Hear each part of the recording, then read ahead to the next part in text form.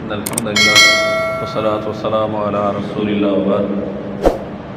نبی صلی اللہ علیہ وسلم نے نماز پڑھائی تو نماز کے بعد آپ نے پیچھے چہرہ کیا اور صحابہ سے پوچھا کہ من یاخذ لی ہؤلاء کلمات فیعمل بہن او یعلم الذی عمل بہن، تم میں سے کون ہے جو میرے سے کچھ باتیں سیکھ لے اور ان پہ عمل کر لے، یا کسی ایسے بندے کو سکھا دے جو ان پہ عمل کر لے۔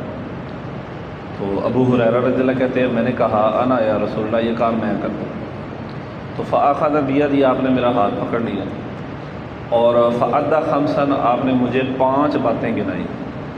اتق المحارم تکن عبد الناس وارض بما قسم اللہ لک تکن اغنى الناس واحسن الی جارک تکن مؤمنا واحب لاخیک ما تحب لنفسک تکن مسلما ولا تکثر الضحک فإن کثرۃ الضحک تمیت القلب۔ ابو ہریرہ، تو حرام سے بچ جا، تو سب سے بڑا عبادت گزار ہو جائے گا۔ اپنی قسمت پہ راضی ہو جا، تو سب سے امیر شخص ہو جائے گا۔ اپنے ہمسائے سے اچھا سلوک کر، تو مومن ہو جائے گا۔ اپنے بھائی کے لیے وہ پسند کر جو تو اپنے لیے پسند کرتا ہے، تو مسلمان ہو جائے گا۔ اور زیادہ نہ ہنسا کر، زیادہ ہنسنے سے دل مردہ ہو جاتا ہے۔ اس میں پہلی بات ہے حرام سے بچ جا۔ تو جس طرح نیکی کرنا ضروری ہے، اس طرح گناہ چھوڑنا بھی ضروری ہے۔ انسان نیکی کرتا ہے لیکن بعض غلطیاں ہوتی ہیں جو انسان کی زندگی کا حصہ ہے۔ نماز پڑھ ہے اور کام اس کا سودی ہے جناب، ٹھیک ہے، معاملات اس کے خراب ہیں، ٹھیک ہے، اور اس کے جناب معاملات میں جو اللہ نے جن چیزوں کو حرام قرار دیا ہے وہ شامل۔ تو یعنی نا انسان کو، ہر بندے کو جائزہ لے کے اپنی زندگی میں جن چیزوں سے اللہ نے منع کیا ہے وہ چیزیں چھوڑنا ضروری ہے۔ تو بڑا عبادت گزار وہ ہے جو حرام سے بچ گئے۔ اور دوسری بات، تو اپنی قسمت پہ راضی ہو جائے تو سب سے امیر ہو جائے گا۔ امیر وہ نہیں ہے جس کے پاس پیسے زیادہ ہے، امیر وہ ہے جو اپنی قسمت پہ راضی ہے۔ آج آپ کو ارب پتی لوگ ملتے ہیں اور پوچھیں آپ ان سے حالات کیا ہوں کہ لوٹے گئے، مارے گئے، مہنگائی ہو گئی، حکومت کی پالیسیاں نہیں ٹھیک، اور آپ ریڈی والے سے پوچھیں کیا حال ہے، وہ کہتا ہے اللہ کا شکر ہے، کھا پی کے سوتے ہیں جناب۔ تو امیر تو وہ ہوا نا جو اپنی حالت پہ خوش ہے۔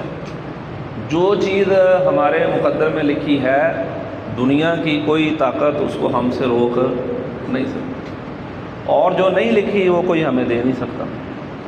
اس کا یہ مطلب ہی نہیں ہے کہ انسان بے بس ہو کے بیٹھ جائے۔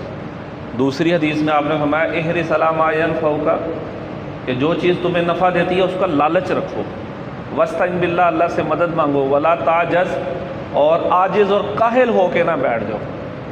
اور فإن أصابک شیء، اگر کوئی مصیبت آ جاتی ہے نا تو پھر یہ نہ کہو اگر میں یہ کر لیتا یہ ہو جاتا، کیونکہ اگر شیطان کے رستے کو کھولتا ہے بس یہ کہہ دیا کرو قدر اللہ وما شاء فعل، اللہ نے جیسی چاہی تقدیر مقرر کر دی۔